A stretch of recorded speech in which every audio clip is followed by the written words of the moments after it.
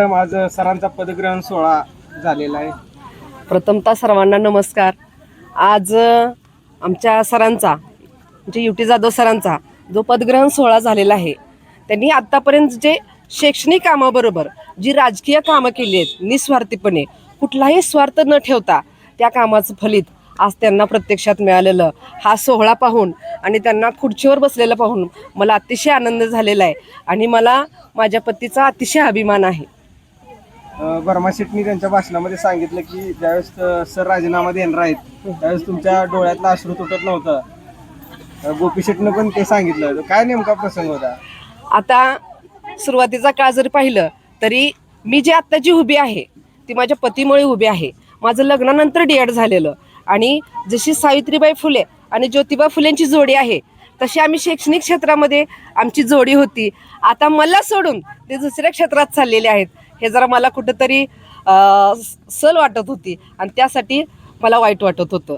आणि जी मुलं जी आहेत माझी अजून लहान होती, परंतु आमदार साहेबांनी जो आमच्या कुटुंबावरती सरांवरती जो विश्वास दिलेला आहे, त्या विश्वासानंतर मला अतिशय नव्या जोम्यानं नव्या उत्साहानं मी ह्या निवडणुकीला सामोरे गेले आणि तमाम आमच्या जनतेनं आटपाडीकरांना आम्हाला जो साथ दिलेली आहे ते अनमोल आहे, ते आम्ही कधीही विसरू शकणार नाही. सरांच्या कष्टाचं हे चीज झालेलं आहे. पहिले नगराध्यक्ष होण्याचा मान सरांना मिळालेला आहे, कसं वाटतंय तुम्हाला? खूप छान वाटतंय.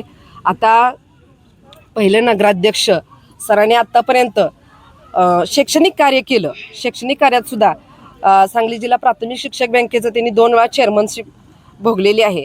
एकदा सत्तेत आल्यानंतर सुद्धा 2 वेळा भोगलेली होती. 2010 साली थोड्याशा मतावरून आमच्या सरांचा पराभव झालेला. खचून न जाता 3 तारखेला निकाल लागलेला, पण आमचे सर 4 तारखेपासून कामाला लागलेले आणि आत्तापर्यंत जे कार्य केलंय, आता जे शैक्षणिक कार्यात शिक्षकांचे विविध प्रश्न असतील, आंदोलन असतील, मोर्चा, भयंकर अंगावरती गुन्हे घेऊन सरांनी प्रत्येक क्षणाला सामोरे गेलेले आहेत.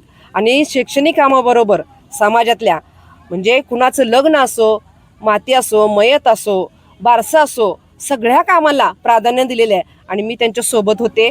आणि कुठलंही काम असो त्या कामामध्ये सर हिरीने भाग घेतात.